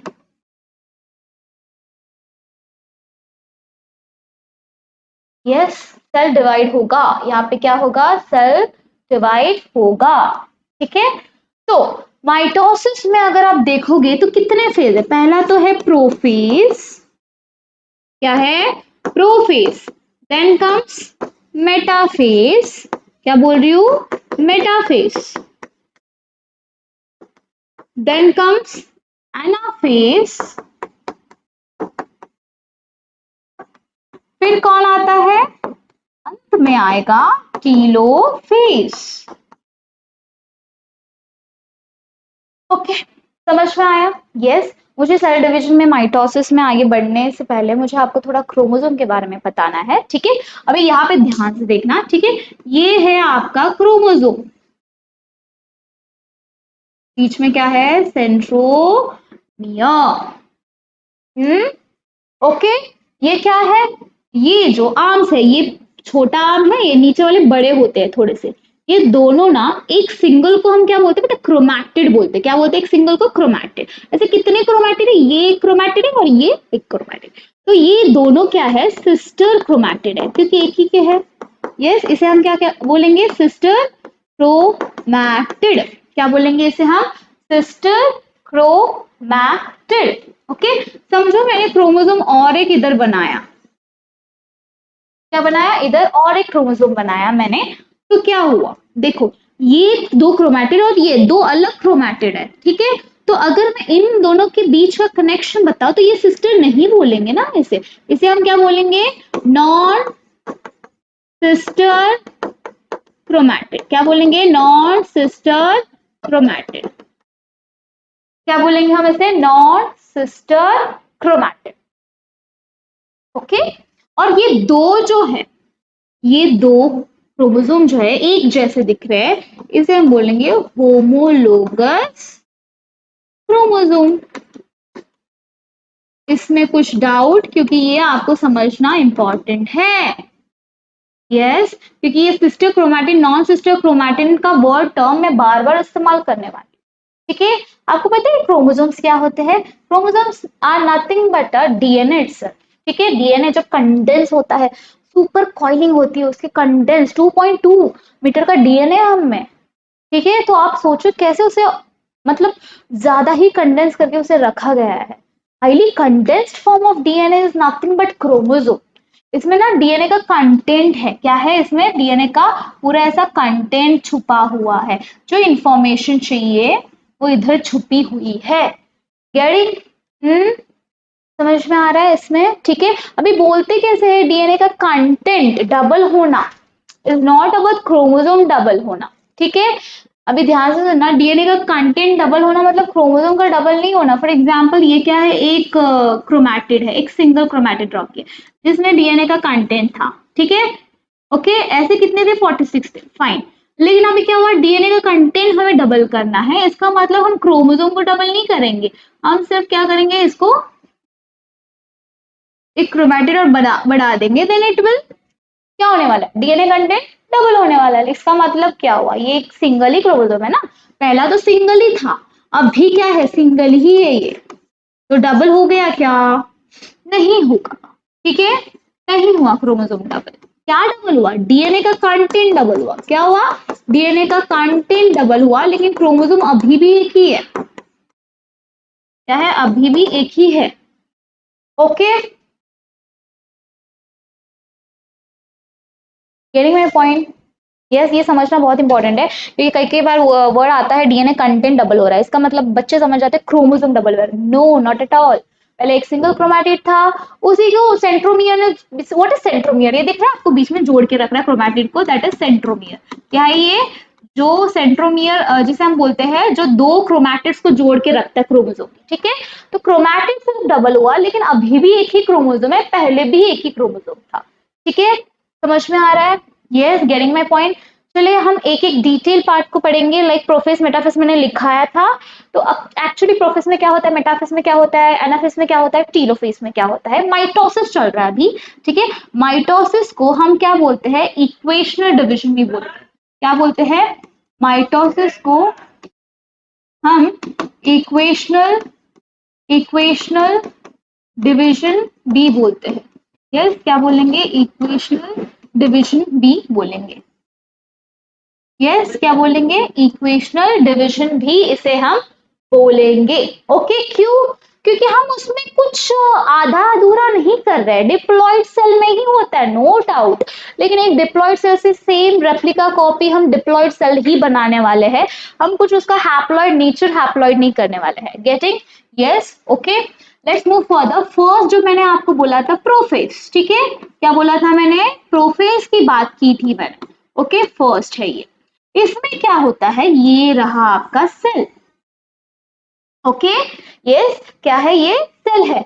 पहले क्या था पता है, पहले आपके जो क्रोमैटिन थे वो थ्रेड लाइक स्ट्रक्चर में, जब एक डिवाइडिंग सेल होता है या एक नॉर्मल सेल होता है, बात समझो, जब नॉर्मल सेल है जो डिवाइड बिल्कुल भी नहीं कर रहा होगा, उसमें जो हमारा डीएनए रहता है वो क्रोमैटिन थ्रेड के फॉर्म में रहता है। किस फॉर्म में रहता है, क्रोमैटिन थ्रेड के फॉर्म में। लेकिन वही सेल आगे जाके अगर वो डिवाइड करने लगेगा तो वो हाईली कंडेंस हो जाता है और बीच में आ जाता है, और वो आकार ले लेता है क्रोमोसोम का। तो मैंने पहले ही बोल दिया था, highly condense form of DNA is nothing but chromosome. Okay, getting my point? तो क्या हुआ देखो, जो थ्रेड लाइक स्ट्रक्चर है वो कंडेंस होने लगे। क्या होने लगे, chromatin thread condensation. First point क्या है, condensation of chromatin thread, chromatin thread. Okay, ये है फर्स्ट पॉइंट। फिर क्या होगा, फिर ये जो न्यूक्लियर मेम्ब्रेन थी वो डिसअपियर होना, और अंदर न्यूक्लियोलस रहता है वो भी डिसअपियर होना स्टार्ट हो जाएगा। न्यूक्लियस एंड न्यूक्लियोलस डिसअपियर्स, ये समझा? यस, और अंदर का जो थ्रेड लाइक स्ट्रक्चर था वो धीरे धीरे क्या होना स्टार्ट हो रहा है, थोड़ा थोड़ा थोड़ा थोड़ा ऐसा क्या हो रहा है, कंडेंस होना स्टार्ट हो रहा है। यस, समझ में आ रहा है? ये क्या है, ये है प्रोफेस। क्या है ये, प्रोफेस। ओके, और एक पार्ट आता है यहाँ पे छोटे से ना ऐसे क्या बोल सकते हैं आप, सेंट्रियोल्स होते हैं। क्या होते हैं, ऐसे गुलगुले सेंट्रियोल्स। तो सेंट्रियोल का डुप्लीकेशन स्टार्ट हो जाए। अभी सेंट्रियोल्स का काम क्या है वो हम जल्दी ही पढ़ेंगे। सेंट्रियोल्स डुप्लीकेट होना स्टार्ट हो जाते हैं यहाँ पे। ये पार्ट किसका था? ये था प्रोफेज का। प्रोफेज में ये सब कुछ होता है। गेटिंग? यस। आगे चले, आगे चले। मेटाफेज में क्या होता है? देखो अभी क्रोमैटिन कंडेंस होना स्टार्ट हुए हैं, पूरे कंडेंस बिल्कुल भी नहीं हुए, तो कंफ्यूज नहीं होना है। पूरे कंडेंस अगले स्टेज में होंगे, दैट इज मेटाफेज। क्या है? Next one is what? Metaphase. Next one is metaphase. Metaphase में क्या होने वाला है गाइस? यस, ये रहा आपका सेल, पूरा न्यूक्लियर मेम्ब्रेन एंड न्यूक्लियस पूरा डिसअपियर हो जाएगा। क्या होगा? पूरा डिसअपियर वो होने वाला है। और complete condensation of chromosome, that is chromatin fibres, वो होंगे। ठीक है? और पूरा क्रोमोसोम मेटाफेज में बनेगा। कहाँ पे बनेगा वो? पूरा क्रोमोसोम मेटाफेज में वो बनने वाला है। नाउ सी क्या होगा? एक ही लिखना है आपको, कंप्लीट कंडेंसेशन ऑफ क्रोमैटिन। अभी क्रोमैटिन अभी वो कन्वर्ट हो गया क्रोमोसोम के अंदर। ठीक है? यस। तो वो कैसे दिखेगा? अब हम येलो कलर यूज किया तो येलो कलर से ही देखेंगे। ये देखिए, ये सेंट्रोमियर इसका। ठीक है? यस। ओके। और इसमें ना स्पिंडल फाइबर्स भी बनते हैं। जैसे मैंने सेंट्रियोल का नाम लिया था, ये सेंट्रियोल इधर दोनों थे, अभी वो सेपरेट होके दो दो अलग अलग पोल में चले गए, इधर नॉर्थ और साउथ में। दिख रहा है? क्योंकि अभी क्या करना है पता है, ये है इनकी इक्वेटोरियल प्लेन। इसको क्रोमोसोम को इक्वेटोरियल प्लेन पे मतलब रखना है, अच्छे से पकड़ के रखना है। तो ये कौन रखने वाला है? ये रखेगा स्पिंडल फाइबर। ये दिख रहा है आपको? धागा धागा लाइक स्ट्रक्चर, प्रोटीन ही है ये। ठीक है? तो यहाँ पे क्या बनेगा? Spindle fibre.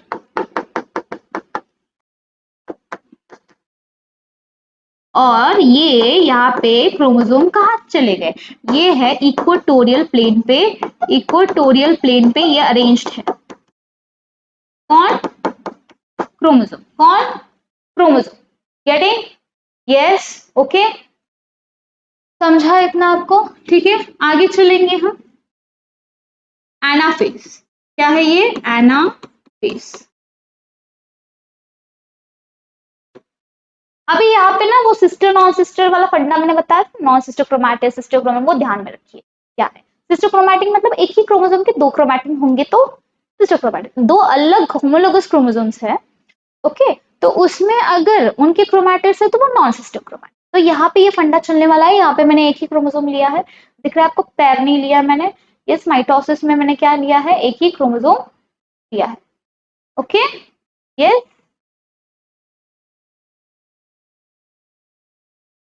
चलो आगे, यहाँ पे क्या होने वाला है? ये सेल है। अगेन हम क्या अभी यहाँ पे होगा, यहाँ पे जो है सेंट्रोमियर दिख रहा है आपको? ये सेंट्रोमियर सेपरेट हो जाएगा। क्या होने वाला है? सेंट्रोमियर सेपरेट होगा। सेंट्रोमियर कब सेपरेट होगा? जब वो उधर से निकलेगा, टूटेगा। ठीक है? क्या होगा? सेंट्रोमियर सेपरेट होगा। ठीक है?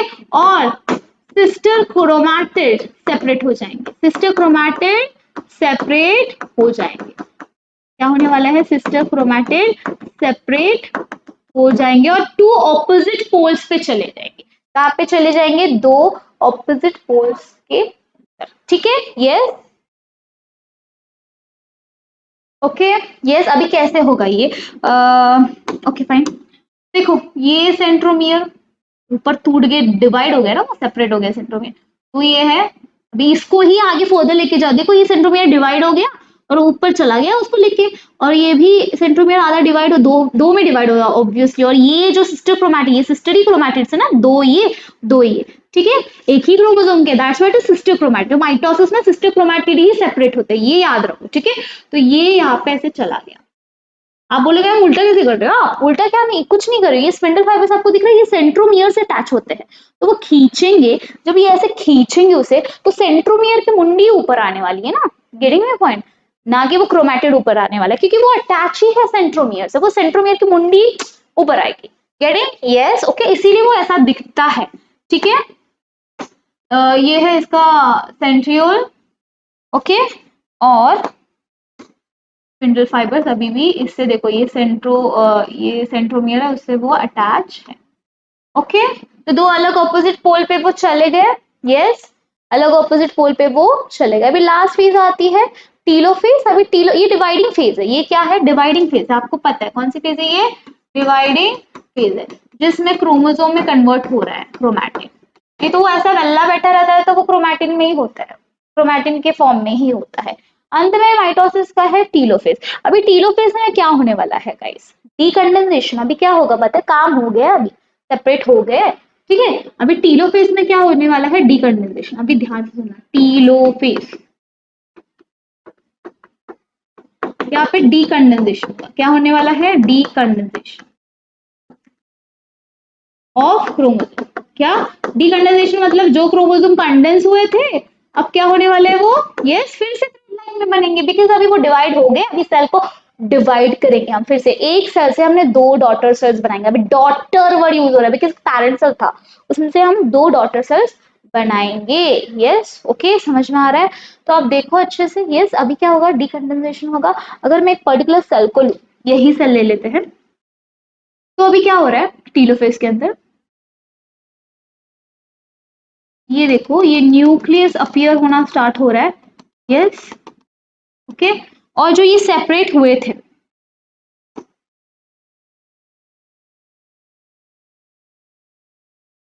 दिख रहे? वो अलग है ना। इधर आजू बाजू में ऐसे न्यूक्लियर न्यूक्लियर मेम्ब्रेन अपीयर होगी, इधर भी अब इधर अपीयर होगी एक्चुअली। यस, अभी ये सेल प्लेट के तो आगे वो डिवाइड होंगे दो डॉटर सेल्स में। किसमें? टू डॉटर सेल्स में ये डिवाइड होने वाले। तो यहाँ पे और एक पॉइंट आप लिख सकते हो, that is nuclear membrane. Nuclear membrane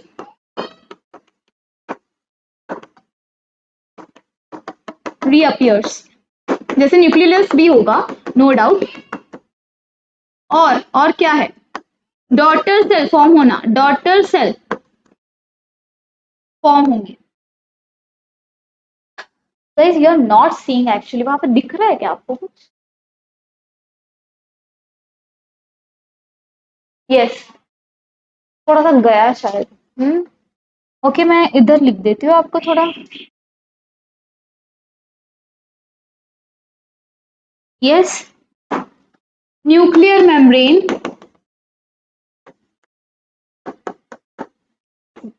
appears, daughter cell form होंगे यहाँ पे, daughter cell.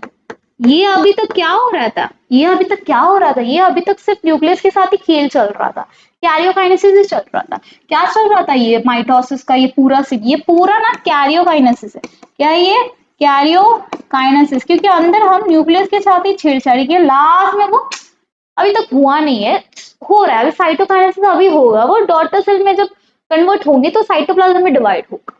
Okay, cell plate के थ्रू, अगर प्लांट है तो सेल प्लेट के थ्रू चलेंगे। ये नहीं तो अगर क्या है, एनिमल में भी वो क्या है, सेल प्लेट क्यों चाहिए होता है? बिकॉज सेल वॉल को तोड़ना है। तो ठीक है, तो अंदर से डिवीजन होता है प्लांट सेल में, और एनिमल सेल में बाहर से डिवीजन होता है, और एट दी एंड दोनों में भी डॉटर सेल बन जाते हैं। तो आपने देखा, यस, यहाँ पे क्या हुआ? यहाँ पे कितने थे? 46 ही क्रोमोसोम थे, सब जगह है। डिप्लॉयड सेल में ही चल रहा है, सोमैटिक सेल में भी चल रहा है, यहाँ पे भी 46 ही रहेंगे, नो डाउट। अभी आपको कुछ लग जाता है तो ऐसे सेल्स आ जाते हैं कि जिसमें हैप्लॉइड है, नो नेवर। ऐसे ही सेल आएंगे जो सिमिलर दिखेंगे, सब कंटेंट विंटेंट सब सिमिलर होगा, दोनों में 46। तो इसमें कुछ चेंज नहीं हो रहा है, डिप्लॉयड का डिप्लॉयड ही बन रहा है। That's why it is known as equational division. क्या बोलेंगे हम उसे? इक्वेशनल डिवीजन, माइटोसिस को हम बोलेंगे। समझ में आ रहा है? Any doubt? साइटोकाइनेसिस वही, अभी टू डॉटर सेल्स यहाँ पे बनेंगे, तो साइटोकाइनेसिस के बाद ही होगा ना, साइटोप्लाज्म जब डिवाइड होगा तभी टू डॉटर सेल्स बनेंगे। तो वही एक फंडा, ये पूरा कैरियोकाइनेसिस चल रहा था। Cytokinesis is nothing but a formation of two daughter cells with the help of cell plate. Okay, yes. तो ये बात थी किसकी? माइटोसिस की, जो हमारे सोमैटिक सेल्स, स्टेम सेल्स में होते हैं। यस, अब मियोसिस आता है, जो कि बच्चों को ज्यादा नहीं समझता। हम कोशिश करेंगे कि आज समझ ले जल्दी ही। ओके, स्क्रीनशॉट लेना है, ले लीजिए।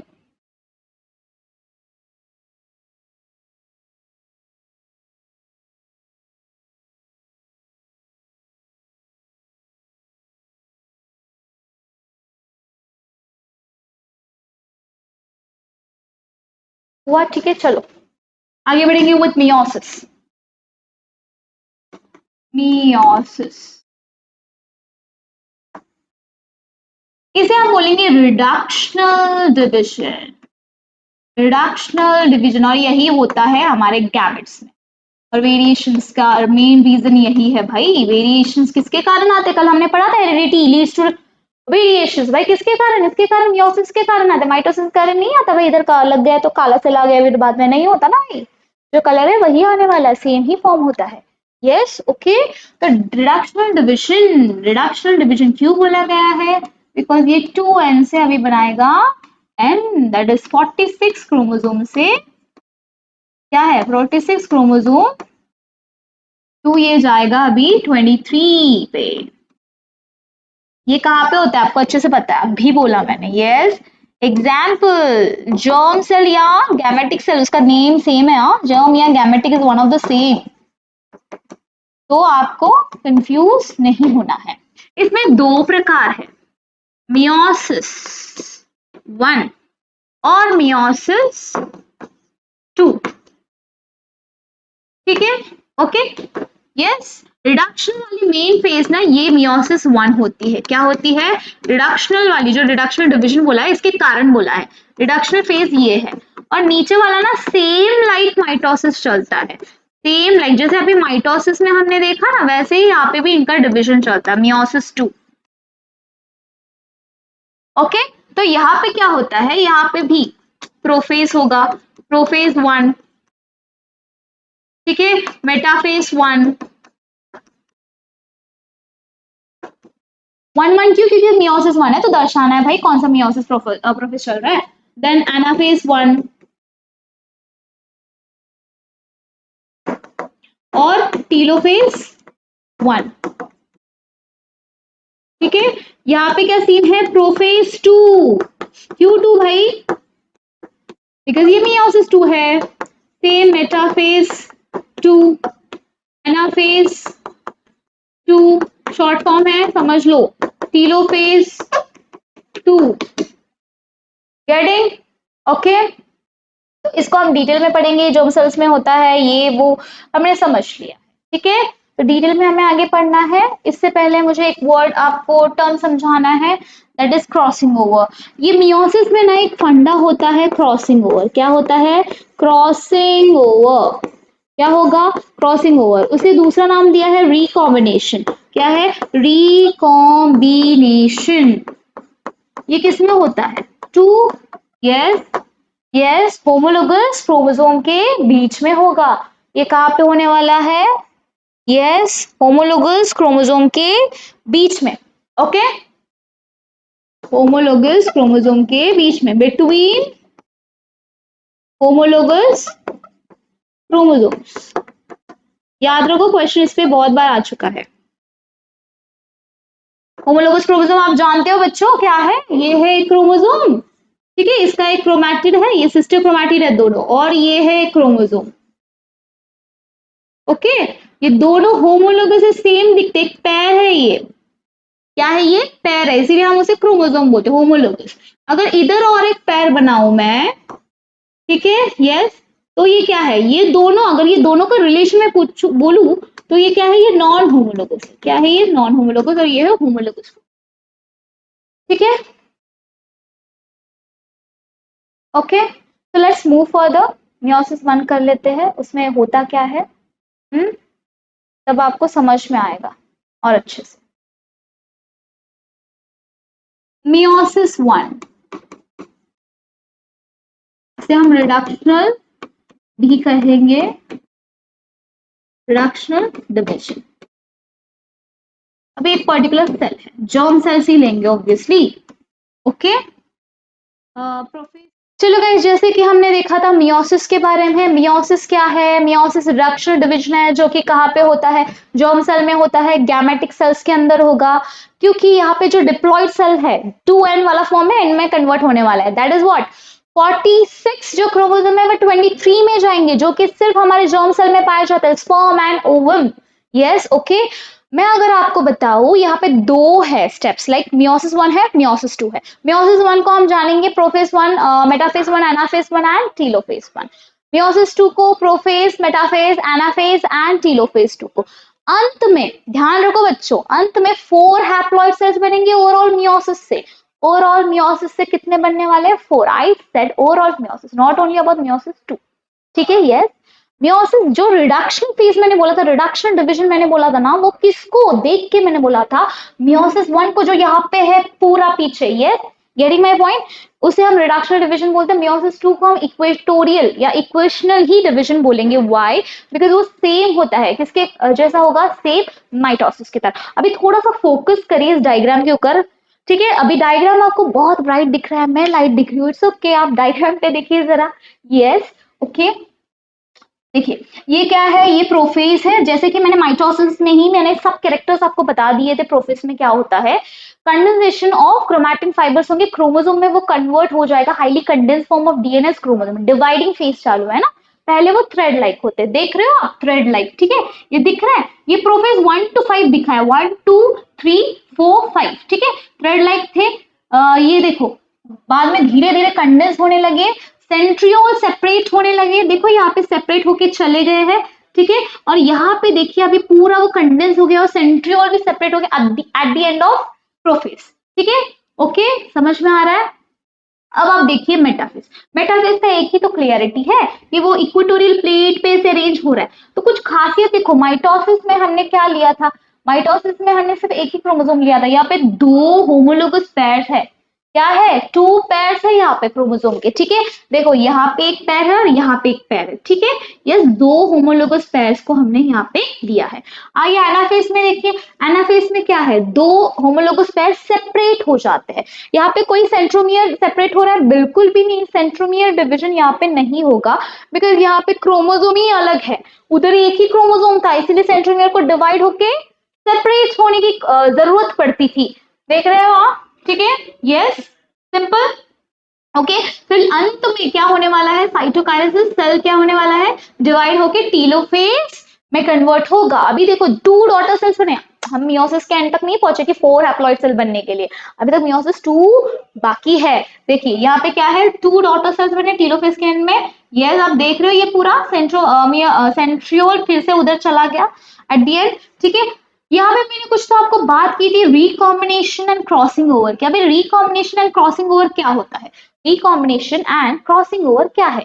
ये रिकॉम्बिनेशन और क्रॉसिंग ओवर होता है मियोसिस के अंदर। हेरिडिटी की कल हमने बात की थी कि अलग कैसे हेरिडिटी लीड्स टू वेरिएशन। ये वेरिएशन किस कारण आते हैं? मियोसिस के कारण। ये होमोलोगस पेयर जब एक दूसरे में क्रॉसिंग ओवर करते हैं, ये क्रॉसिंग ओवर हमेशा याद रखो, ये रिकॉम्बिनेशन हमेशा याद रखो दो होमोलोगस क्रोमोसोम के बीच में होता है। कहाँ पे होता है? 2 होमोलोगस क्रोमोसोम के बीच में। ये लाइन दी है, recombination crossing occurs between homologous chromosomes, ठीक है, यस। उसे ही हम नॉन सिस्टर क्रोमैटिड्स के फॉर्म में पहचानते हैं, पहले ही मैंने आपको एक्सप्लेन कर दिया था। अभी देखो ये दो जो बने ना, पहले जो दो बने, अब देख सकते हो ये दो पहले जो बने, इसको इसी एक को हम आगे लेंगे। अब क्या करेंगे? इन दोनों को हम नीचे लेंगे और उसे फर्दर और डिवाइड करेंगे। अब देखिए, you can see this, okay, yes, इन्हीं दो को हमने फिर से ले लिया, ठीक है। प्रोफेज सेकंड, प्रोफेज सेकंड, क्योंकि मियोसिस सेकंड स्टार्ट हो चुका है। आप देख सकते हो ये फर्दर और डिवाइड करें मेटाफेज में। मेटाफेज में वो फिर से ये होमोलोगस पेयर जो है वो आगे बीच बीच में इक्वेटोरियल प्लेट में। फिर एनाफेज में क्या हुआ? ये दोनों देखो, ये माइटोसिस की तरह ही दिख रहा है ना, आपको दिख रहा है? ये देखो यहाँ पे भी ये सेपरेट हो गया, यहाँ पे सेंट्रोमियर सेपरेट हो गया, दिख रहा है आपको? ये एक सेल ना, ये अभी हॉरिजॉन्टल था, अभी ये वर्टिकल कर दिया, बस और कुछ नहीं है। देखो ये क्रोमोसोम यहाँ पे देखो अलग हो गया, ठीक है, यहाँ पे, और ये क्रोमोसोम यहाँ पे अलग हो गया। यहाँ पे सेंट्रोमियर डिवाइड होगा बिकॉज एक सिंगल क्रोमोसोम यहाँ पे अलग हुआ है, ठीक है। भाई क्या हो जाता है ये, ठीक है, यस, ओके, समझ में आ रहा है? आगे देखिए, फर्दर साइटोकाइनेसिस हो गई, ठीक है। ये एक जो सेल है यहाँ पे था वर्टिकल, ये सेल यहाँ पे वर्टिकल था, इनसे दो बने और इनसे दो ने, ओवरऑल ऊपर के दो सेल से कितने बन गए? 4 हैप्लॉइड गैमेट्स बन गए। तो आपको कंक्लूजन इतना ही याद रखना, 4 हैप्लॉइड सेल्स बनते हैं at the end of what? At the end of meiosis two, simple. और रिकॉम्बिनेशन और क्रॉसिंग ओवर किसके बीच में होता है? होमोलोगस क्रोमोसोम के बीच में होता है, एंड उसे हम बोलते हैं नॉन सिस्टर क्रोमैटिड्स। ओके, ये लास्ट पार्ट आपका बचता है जिसमें सिर्फ एक स्मॉल एक्सपेरिमेंट दिया है। वो एक्सपेरिमेंट जानने से पहले इन्होंने सम मियोसिस के बारे में कुछ बोला है, जो कि हमने पहले ही डिस्कस कर लिया है कि वो जर्म सेल्स में होते हैं। रिकॉम्बिनेशन एंड क्रॉसिंग ओवर होता है जिसके कारण वेरिएशंस आते हैं जर्म सेल्स के अंदर, ठीक है। और 4 डॉटर सेल्स बनते हैं, और वो जो 4 डॉटर सेल्स बनेंगे वो जेनेटिकली डिफरेंट होंगे, बिल्कुल भी डिफरेंट होंगे। एक स्मॉल एक्सपेरिमेंट इन्होंने यहाँ पे दिया है। इन्होंने बोला है कि ओनियन ले लो और उसे क्या कर दो कि फ्लास्क में वाटर के अंदर रख दो और वो रूट्स नीचे उसके ग्रो हो जाएंगे।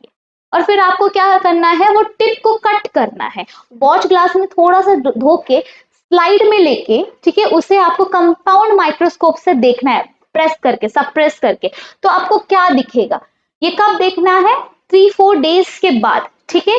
जब आप स्लाइड के अंदर देखोगे उसे कंपाउंड माइक्रोस्कोप से, तो आपको डिविजन्स दिखेंगे, वेरियस टाइप्स ऑफ डिविजन्स आप देख सकते हो। यहाँ पे इन्होंने शो किया है phases of mitosis in onion root tip, you can see this. अगर वो बीच में, मेटाफेज बहुत रेयरली दिखता है, ठीक है। अगर वो इक्वेटोरियल प्लेस में अगर क्रोमोसोम आपको ऐसे दिख रहे तो आप समझ लो ये क्या है, मेटाफेज है। और ये क्या है, न्यूक्लियर मेम्ब्रेन न्यूक्लियस डिसअपियर हो रही है, जो कि हमने पहले ही बात कर ली है, तो ये प्रोफेज है। ये क्या है, क्रोमैटिड, सिस्टर क्रोमैटिड सेपरेट हो रहे हैं, ठीक है, तो ये एनाफेज है। और दोनों सेल अलग अलग दिख रहे हैं, तो ये क्या है, टीलोफेज है, ठीक है। ये आपको अंत में आपको एक्सपेरिमेंट दिया गया था ताकि आपको अच्छे से क्या समझे, mitosis as well as meiosis समझे, ठीक है। तो ये पूरा चैप्टर किसके बारे में था? पहले हमने देखा एटीपी कैसे हम फॉर्म करते हैं, फिर हमने किसके बारे में जाना, सेल डिविजन कैसी होती है, माइटोसिस कैसे होता है, एंड मियोसिस कैसे होता है। Getting my point? Yes guys, okay. Meiosis mitosis को जान लिया, और इसमें जो इंपॉर्टेंट पार्ट्स है हमने वो डिस्कस कर लिए हैं। एटीपी प्रोडक्शन वो आपको याद अच्छे से देखना, अच्छे से रखना है। एरोबिक बहुत ही इंपॉर्टेंट है, एनारोबिक भी इंपॉर्टेंट है, लेकिन उससे ज्यादा एरोबिक आपको ध्यान में रखना है। और उसमें 3 साइकिल्स होते हैं, वो इंपॉर्टेंट है, ठीक है। फिर उसके बाद हमने प्रोटीन के यूजेस, लिपिड के यूजेस अच्छे से देख लिए थे, एंड फिर हमने सेल डिवीजन के बारे में पढ़ा था, इक्वेशन किसे बोलते हैं एंड रिडक्शन किसे बोलते हैं, ये भी इंपॉर्टेंट पॉइंट है। तो this is all about this chapter. अगले लेक्चर में हम इसका पार्ट 2 देखेंगे, that is life processes in living organism part 2, जिसमें बहुत कुछ डिटेल आने वाला है, मेन टॉपिक हम कवर करेंगे। Okay, thank you, take care, bye.